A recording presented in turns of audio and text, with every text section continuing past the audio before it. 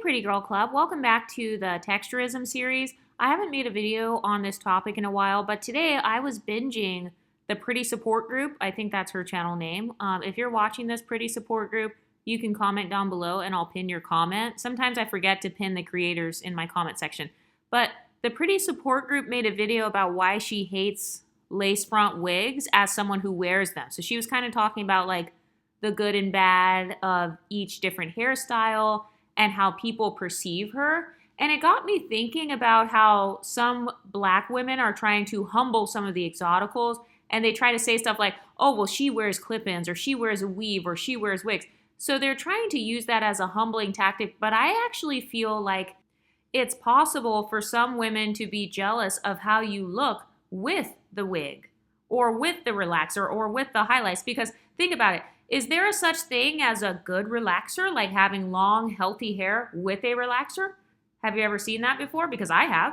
I've seen some women who have 4C hair, and their hair is relaxed, and they do it every 6 months or whatever, and their hair goes all the way down to their waist. So I think that sometimes when people shame the Exoticals for doing different enhancements with their hair, I think they're really mad at how good it looks and how effortless it looks. Because do you know how many women try to get relaxers and how it breaks their hair off into oblivion? Like, I've seen so many women who get relaxers, they have huge bald spots, or like it gets over processed, it looks hella stiff. But if you happen to be an exotical and maybe you have a relaxer, maybe you have bleached hair or something like that, then suddenly black women want to be like, oh, well, you hate yourself. You're just trying to look ambiguous. You're just trying to look more mixed. You're just trying to look more like XYZ beauty standard. And it's like, okay, well, are they doing a good job? Because you seem to be triggered. So clearly there's something about her wearing that wig that triggers you, because I've noticed a hypocrisy where black women, they don't call out dark-skinned black women who look ugly with the wigs on. And let's be honest, some women do look bad even when they do wear wigs. Like, I have seen the difference between a wig that looks good and a wig that looks really horrible, especially with the hairline thing, like how the hairline is like super thick and like you can see it. So I want to talk about my first time being exposed to wigs. So the first time I was exposed to a lot of wigs was actually when I went to an HBCU, but I didn't know that they were wigs at the time. So when I was in school, people would call them like a quick weave, or they would just call it weave, or they would call it closure. So I knew that all three of those were some form of like not showing any of your natural hair. But looking back, some of those things were actually just wigs or lace fronts, and then they braided their hair and they put a net or something on the braids, and then they glued the wig on top of it. And another interesting thing I've noticed is that my hater archetype, usually my hater archetype is the type of woman that wears the giant lace fronts with the baby hairs, or like the synthetic wigs with the horrible hairlines. Think of like the church auntie style wigs. Usually that happens to be my hater archetype. So when I talk about a hater archetype, what I'm talking about is the type of woman who's usually mean to you. Have you ever noticed a pattern? Like, is it older women that are normally mean to you, younger women, fat women, skinny, black, white? For me personally, for some reason, it's either a woman with extremely unhealthy hair and an unhealthy body, or if she does have a hairstyle, it'll be one of those crazy looking ones where it's like very extreme, kind of like Sexy Red. No shade towards Sexy Red. I don't think that these women are ugly, but I personally wouldn't wear those hairstyles. And it's like, if you were satisfied with how your wig looked, if you were happy with how your relaxer was or whatever, then why would you care about exoticals who change their hair? And I'm convinced it's because if you already have a blend of both black and non-black features, and then you put on a wig that's a quote-unquote non-black hair texture, it looks more effortless versus if you do not have any non-black features to match with your non-black wig. Okay? And when I say quote-unquote non-black features, what I'm talking about is women who benefit from isms, colorism, texturism, or featureism. Sometimes people associate light skin with being Hispanic or something. So if you're a light-skinned black girl and you put on a Spanish wavy hair texture, it may be perceived as looking more natural on you because there actually are Hispanics that look like you with African admixture who have that hair texture. But I feel like for some women who are unambiguous, they look like an unambiguous woman who put on a wig. And there's nothing wrong with that, but I feel like deep down inside, they feel like there's something wrong with that. That's why they try to shame you. But going back to when I was in college, when I would wear my hair natural, like just naturally curly, the way I was perceived by the black girls there was they would say things like, "Oh, is your hair relaxed? Or is your hair texturized? How do you get your hair so shiny? You must dye your hair." Like I've been accused of dyeing my hair. I've been accused of somehow manipulating the texture because there's no way that it could just be long and silky and curly and so healthy. And I feel like sometimes people project because their hair can't do certain things. Like there really are some women where it's like if they put on the combs, you know how you put on the wig with the combs and it can rip your hair out? Yeah, I think that's only true for some women. Like other women, my hair doesn't get ripped out if I put the combs on my wig. And that's because I don't wear a wig long enough for it to start putting that much tension on my hair. So I think that could be a part of the envy is the fact that you can grow your hair out. Actually, now that I think of it, whenever I have got a sew-in the past, okay, so this is really bad. But one time, actually multiple times when I was younger, I just didn't know what I was doing. I would have a sew-in and I would keep it in for like 6 months. I know that's really bad. But I would just wash my hair like I'd wash the braided part. And then I would put a little bit of conditioner on it. I put oil on it every single day. And then when I took it out, my hair grew a whole bunch underneath it. But I remember other girls saying that they couldn't keep the sew-in for longer than like a month or something because their hair would turn into locks or it would get matted and like break off. So I think another aspect of the envy of some exoticals is that if you are benefiting from texturism already, or if you naturally have kind of a looser curl pattern, I think some people get mad at the fact that your hair just grows fast, or maybe you just know how to care for your hair when it's in some sort of wig or when it's in some sort of protective style. And so when you take the style out, your hair has grown longer versus your hair getting shorter. Another thing I just learned is apparently braids also break off women's hair. When I learned that, I was floored. I was like, wait. So even the Afrocentric hairstyles can cause breakage. Like if you constantly have your hair in braids, apparently, I guess it can like weaken your hair. And I was like, wait, so now they can't even use the braids as an excuse for a protective style? And so I think that is something else that could cause some women to like get upset. I think part of it too is that some women are literally jealous that you simply know how to make your hair versatile, regardless of what texture you have. I don't care if you're 4C and you got a relaxer. I don't care if you're 4C and you're natural or you have locks. But I really do think some women, they literally are jealous of your femininity. That's really what that is. Having hair care knowledge and hair care tips, that is a form of femininity. Like you're better at expressing your femininity. You have feminine hobbies. You have beauty hobbies. So you're literally better at self-care. So I think that's another aspect that some women get jealous of. That's why they try to make you feel guilty. Like I remember there was this one girl that I went to school with. She was a beautiful exotical. She was a Dominican girl. Her phenotype looked like Sanaa Lathan. So think of Sanaa Lathan, except her hair was tailbone length. Her hair was tailbone length and it was relaxed. So I don't know. I'm assuming it was maybe 4C or something. I don't know. But she had a relaxer and I remember people trying to call it out. Like, oh, she has a relaxer. Oh, that's not even her real hair texture. And it's like, okay, but don't you think she did a good job though? Because if she has a relaxer, yet her hair is tailbone length and it's long and thick and looks healthy, shouldn't you care about the health of her hair? Because it's just fake outrage. I feel like whenever you as an exotical say, hey, Black women are getting relaxers, they'll say, oh, stay out of Black women's hair. That's none of your business. Black women can do whatever they want. No matter what Black women do, you talk shit about them. Okay, so I can keep that same energy. No matter what exoticals do, unambiguous women online will talk shit. So you might as well just do whatever you want with your hair. And you guys know my view on this. I don't care what people do with their hair as long as they are not racist against people who were born with that hair. So if you wear type 3 hair textures and then you try to call women with type 3 hair ugly or mediocre, you sound jealous. Because a jealous behavior is when you bash someone in public, but then you try to copy them in private. That's actually the behavior of a jealous person. That's why a lot of people call unambiguous women jealous. It's because they literally bash the same qualities that they are trying to attain. And that, by definition, is jealousy. Another reason that I think some women get jealous of your different hairstyles, whether it's natural or not, is because of your beauty. I mean, if you are pretty, like if you have pretty privilege, if you have a beautiful face, a beautiful body, beautiful clear skin, pretty smile, all this stuff going for you already, and then you switch it up, I mean, yeah, of course they're going to get jealous. They're jealous because you know how to pull off strawberry blonde hair. You know, you can pull off a short pixie cut and then you can do afros and space buns, then you could do braids. So I think some people are also jealous of fluid beauty standards, or the women who are able to actually attain that fluid beauty standard. Number 5, I think some women are actually jealous of the money aspect.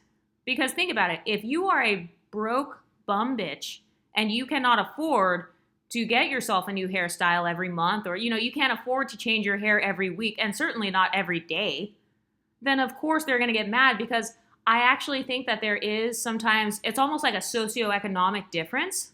You know how people say you're not ugly, you're just broke? Well, a lot of the women who get mad at you for your hair, if they had the money, they would go get their hair professionally cared for too.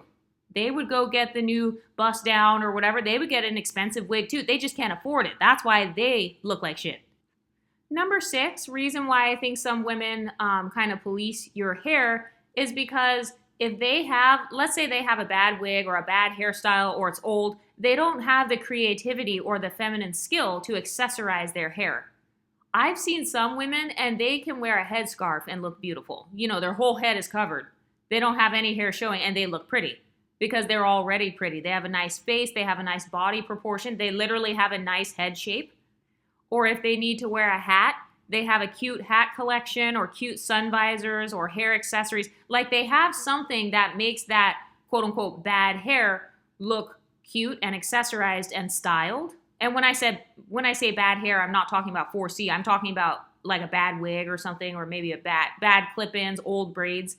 But some women are just better at making themselves look good, even if they're not having the best hair day. So I think that's another reason why some women get triggered. But going back to the fluid identity thing, I think that if you are an exotical who switches up your hair, sometimes a person can successfully benefit from texturism and then their hair is not even real. I mean, I think that's really one of the top reasons that people get upset. It's because sometimes people assume your hair is real, like if you did a good job styling it, or maybe if your natural hair kind of blends in and they can't really tell. If people are arguing about your hair, if they're arguing about whether your hair is real or not, you did a good job. Whether your hair is real or fake, you did a good job, because that's the whole point. People are supposed to be questioning, is that real? Is that natural? That's the whole point of being effortless, but also looking enhanced. Because what they're doing is they're admitting that something about you looks better than average. Something about your hair stands out more than average, to the point where now I'm questioning if it's authentic. But then again, I can't really prove for sure that it's fake. So that means that you're actually successful. And let's talk about good versus bad wigs and weaves, because my other question for unambiguous women is there a such thing as a good wig or a good weave? And is it possible for an exotical to have a good weave? Because it sounds like they just don't want to admit if somebody has a weave and it actually looks pretty. And that's because of envy, because when they get their sew-in, as soon as they go in the humidity, that sew-in looks bad, or, maybe it gets frizzy when they go to sleep, or they can't go to the gym, or they have to wear that edge. I've been seeing a lot of women wearing this edge control thing. The edge control strap that women put on their wigs? I see a lot of women wearing that now. Is that because they're sweating and they don't want to lift the lace? You know how like the lace can lift off on the sides? Is that why they're wearing that? But I think another reason, or another like cultural difference, is that some women wear wigs because they're playing dress up and they want to look pretty. Like I heard the Pretty Support Group talk about this. I agree with that, because that's why I wear wigs too. It's more of a dress up thing. Like I never try to convince people that my wig is real, if that makes sense. Like I told you guys about how I have taken off my wig at work. I would get wigs delivered to my job. Like I would show people the wigs in the package in my office before I wore it the next day. So I was never that type of person where it's like, oh, I'm like ashamed of my hair, or like, oh, my boyfriend can't find out my hair's fake, or that sort of vibe. I've never really felt like that was a problem. But I do think for some women that is their problem. Their problem is that they have a fear of being exposed. And maybe they wish that they could like have as much confidence as you, because there's a difference between wearing an enhancement and then hiding behind the enhancements. So I think that some unambiguous women, they actually hide behind the lace fronts to where it's like they're wearing so many lace fronts to where their hair is actually going bald. Or they're too scared to like wear their hair natural for a week, or maybe they're too scared to wear their hair natural to work, or for their boss to see their hair in its natural state, even if it's in a bun. Like I've been around some women before with type 4 hair. I think it might have been 4B or 4C, but I've been around some women and they've told me how when they're putting their hair in a bun, they said that they have to pull their hair a lot and kind of tug at their hair just to get it to go down in that slick bun. So I think that whenever a type 4 exotical gets a relaxer, I think that it triggers those women, because I really do think some women are actually jealous of your lifestyle with the relaxed hair. You know how some women relax their hair because of their lifestyle? They're like, oh, I don't have time to do the wash day or whatever. You know, maybe it takes a shorter amount of time. One creator that I'm thinking of is You Love Megs. I don't remember if she is still relaxed or if she was relaxed in the past, but she pops up. I don't know. She just popped up in my head. But I think some women are actually mad because you don't have to spend as much time proving your blackness or proving that you have an Afrocentric beauty standard. I think that's really what it is too. I think that some black women are trying to uphold an Afrocentric beauty standard, kind of like Lupita Nyong'o, when deep down inside, they don't want to look like Lupita Nyong'o, and they know it. So it's almost like performative. It's performative pro-blackness. They're trying to use their hair as almost like this political statement. Whereas, let's say you are an exotical who got a relaxer, well, that shows me that you don't view your hair as some sort of political statement. It shows me that you just view your hair as an accessory. So neither one is wrong. Like it's not wrong to accessorize your hair, and it's also not wrong if you want to use your hair to send a message. But I really do think that some of the Afrocentric girls are literally faking it. Like they don't actually want to be that Afrocentric. They don't actually want to wear the same 4C Afro for all of eternity, or the same 3C Afro. So I think that can trigger people as well. And I know this because when I was at my accounting job, okay, so let me tell you how I got into wigs at that job. So it was my first job as an accountant. And I was taking it very seriously because I was like, oh my God, I'm an accountant. Like, this is a big deal. So I remember I went to the salon. I got my hair professionally done because I was just planning to wear it like curly or in a silk press or, you know, one of those hairstyles. So I came into work on my first day of work.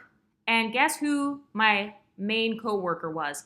I walked in the office. There was a big, obese woman who happened to be monoracially black. And she was wearing jeans and a crop top. Yes, she was wearing a crop top in the office working in finance. She was wearing jeans and a crop top. She had long acrylic nails and she had long braids going all the way down to her ass. Like just long, and she was in her 50s, by the way. She had the big earrings. I mean, literally looked like something that you would see coming out of a TV show. Actually, did you know that after that, that confirmed that black privilege does exist? Because in that particular job, like in that company, there were a lot of black people. Like the executive director of that department was a black man.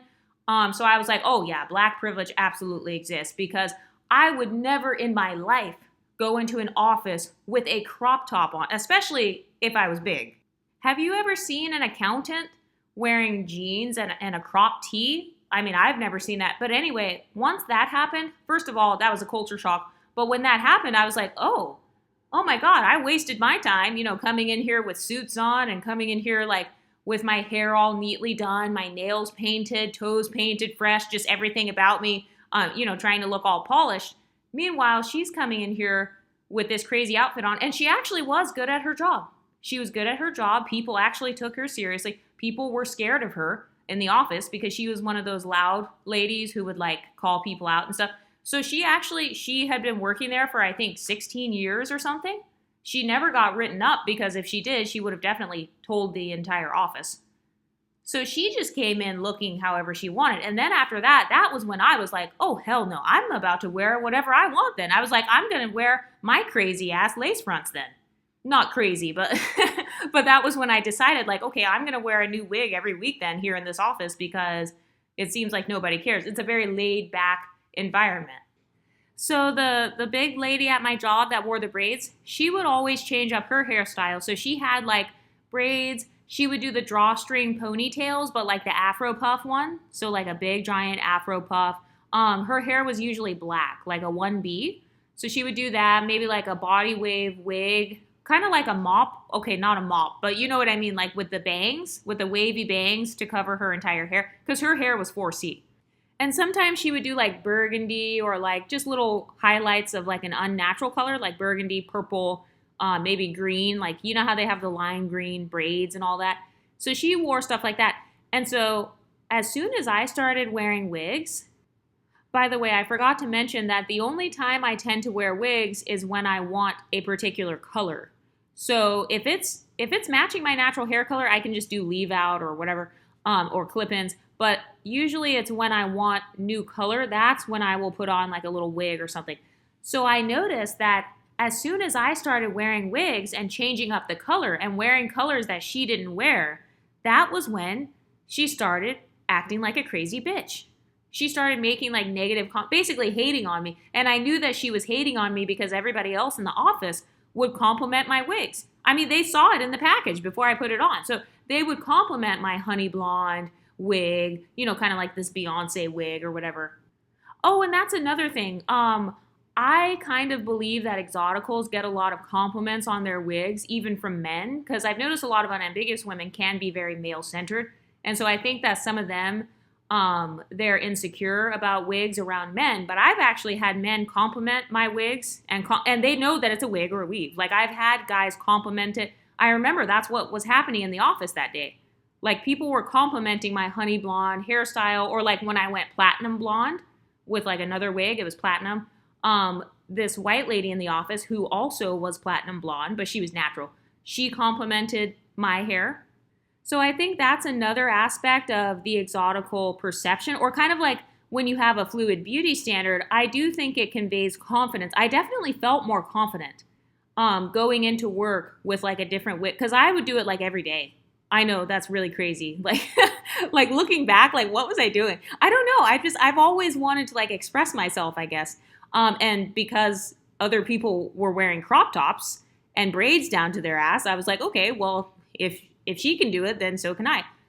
But I feel like with me wearing my hair in more of a natural style, she didn't perceive me as a threat. It was almost as if she viewed herself as the queen of wigs and weaves and stuff. So like, how dare I threaten her social position as being able to slay a good hairpiece, if that makes sense. So I feel like that's another dynamic between unambiguous women and exoticals, because there are some exoticals who will slay a wig, or they will slay with a relaxer. They will slay some highlights or some clip-ins. And I think that that is threatening, because a lot of black women in black culture have been known for their creative hairstyles with slaying the wigs or slaying the weaves or whatever, because I have always viewed wigs and weaves as a cultural part of blackness. And that's because I wasn't taught texturism. So I never viewed black women wearing weaves as, oh, she must have short broken off hair and that's why she's wearing it. No, that's more of a texturist stereotype. I actually wasn't raised with that. So I always viewed black women's wigs and stuff as like a part of their expression, you know, just a part of their self-expression, a part of their cultural expression.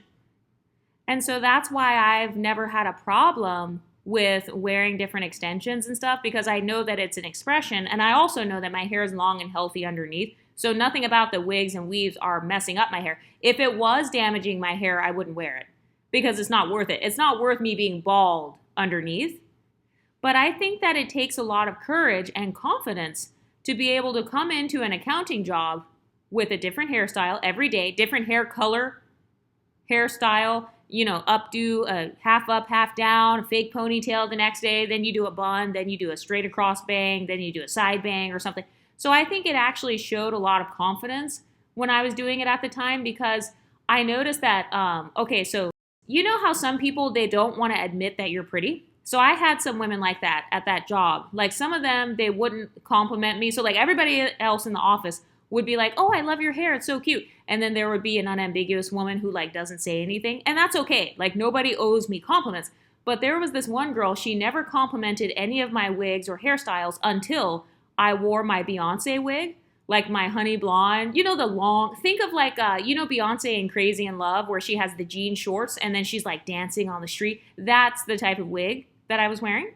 So I noticed that she never complimented the black hair, the curly hair. Maybe she viewed that as basic. But then when she saw that I could pull off the honey blonde, the honey blonde bust down and like look good, then she like walked up to me and she was like, "You're so pretty. Like you always look so beautiful." And I was thinking, okay, this is an interesting dynamic that I've only ever noticed with monocultural black women. It's almost like you having the versatility of all these different hairstyles. They may not like all of your hairstyles, but eventually they're going to have to admit to themselves, "Oh shit, she looks pretty." And I've noticed that for me, whenever I wear highlights, especially if I can pull off the blonde highlights and look good, because I know some of them have a complex and they think they can't pull off blonde.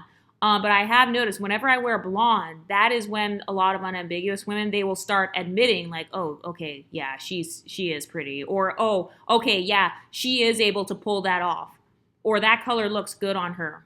So it's almost as if they were doubting my beauty or something. You know what? I sound very egotistical, but no, it's almost as if they were doubting my ability to pull off certain styles and colors. But then as soon as I could pull off a style that they could not pull off, then that was when they would admit, "Oh, okay, she looks good." And I noticed that like with Pretty in Between, I noticed some unambiguous black women are trying to troll her.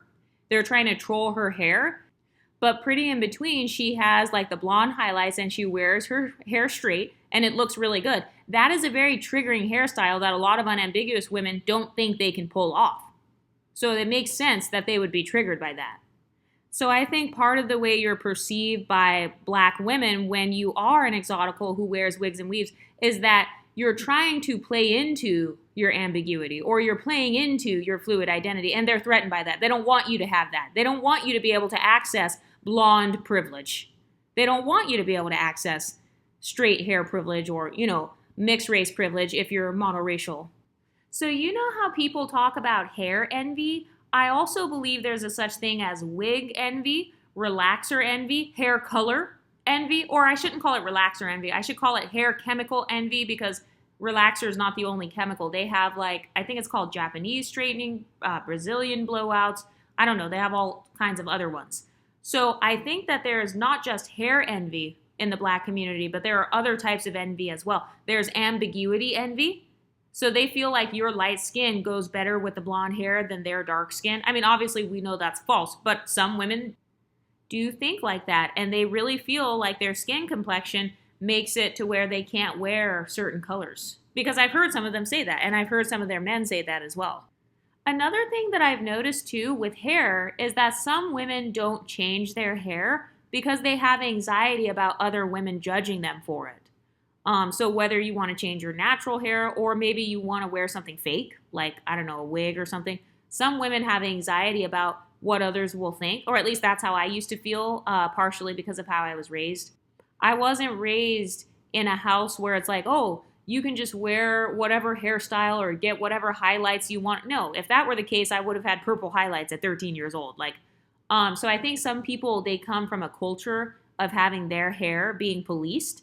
And so when they see you, the pretty exotical, who just does whatever you want, real or fake, then that makes them mad because they're like, "How dare you be confident enough to change yourself? How dare you be confident enough to shave your whole head and then walk out bald-headed? Then the next day you come in with a long Rapunzel wig. How dare you be confident enough to do that and to change yourself that drastically and that much?" Because think about it. If you are changing your hairstyle a lot, you're actually mimicking celebrities. A lot of celebrities, they change their hair a lot. They do different wigs, different weaves, hair pieces. So it's almost like you are mimicking a celebrity or like you are basically being a celebrity, because you guys know my theory on this. Pretty women get treated like a celebrity. So if you're already being treated like a celebrity because you're pretty exotical, and then on top of that, you decide to change yourself by switching up your makeup, switching up your hair. Oh no. Now it's like you're pretty and you know it. So I think that's another thing that triggers people. It's the fact that you changing your hair, you changed your hair to blonde because you knew you would look good in blonde. that's the reason that you changed it. And I think a lot of people know that. A lot of jealous women, they know that. They know that that's why you changed your hair. It's because you know you would look pretty. So it's almost like a slap in the face to them. Like, oh, she knew she would look good with the blonde braids. That's why she got blonde. That's why she got that texture with the boho braids. She knew she would look cute in that. Oh, she thinks she's cute. So I do think that changing your hair, in terms of hair theory, it does make you appear like you are kind of glamorous, like you care more about glamour and like you're more image centered. There's nothing wrong with being image centered, if that fits your lifestyle. I told you guys beauty is actually one of my core values.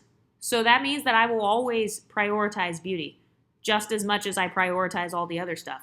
Like intelligence, being a business owner, beauty is right there with it. So for some women, that's not their priority. So that's why they get mad at you prioritizing yourself. Because think about it, getting boho braids and all that, that's like $500.